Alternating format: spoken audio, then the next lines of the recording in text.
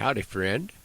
Welcome to Homegrown. I'm your host, R.P. Smith. Thanks to all of you listeners for tuning in. This is the 900th edition of Homegrown.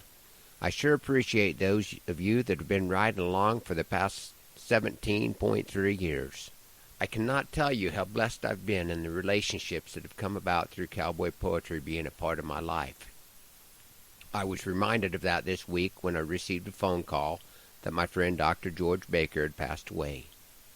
Doc was a distant cousin, and our first meeting was at family reunions.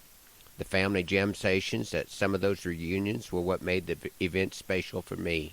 Not only was George one of the best equine veterinarians in the world, he was also a musician and a poet. His life was a fascinating vessel where science and creativity came together to make the world a better place.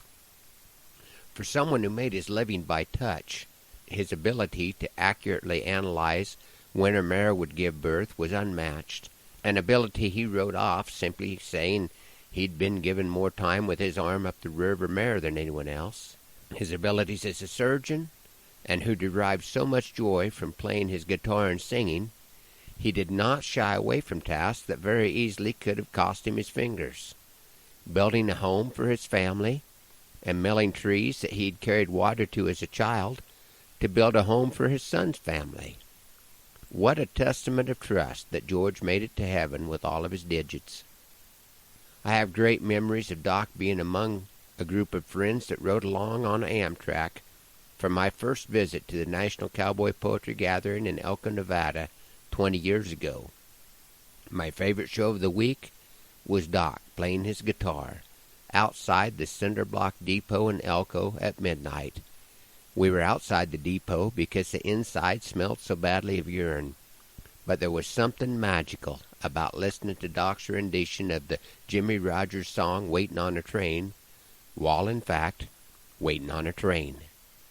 I might have to retract some of what I said about him not taking care of his fingers, because after going through several musical selections in the nearly freezing temperatures of the early northern Nevada morning, he did have to call the station because of cold fingers. On the train ride home, there were a few hours where Doc and I were apparently the only ones that could not find a comfortable enough spot for us to get some sleep. In our conversation, he mentioned that he was not sure he had used his abilities as well as he could have.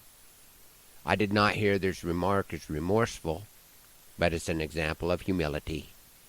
And I'm sure that the thousands of human lives that he touched through his abilities with horses are grateful that the Lord placed Dr. George Baker exactly where he did.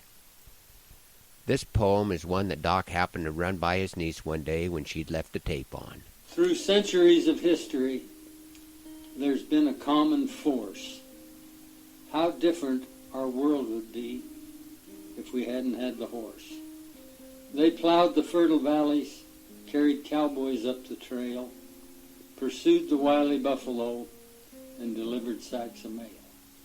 Carried thousands into battle, pulled the wagons and the guns, and had no way of knowing if the fight was lost or won. Their loyalty unquestioned, they worked to do their best, and all they asked for in return was some feed and time to rest. Some had no special talent, no record to defend, but still they filled a mighty void, an ever-present friend. My life would be much different had I chose another course. I've met and made so many friends just because they had a horse. As sunset years pursue me, may I climb the golden stairs and hope the master planner thought to put some ponies there.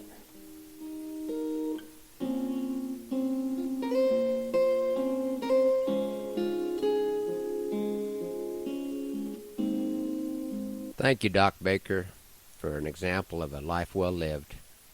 Thanks to you listeners for riding along on Homegrown this morning. Hoping that the Lord blesses you real good today, and that our happy trails cross again soon. I'm R.P. Smith.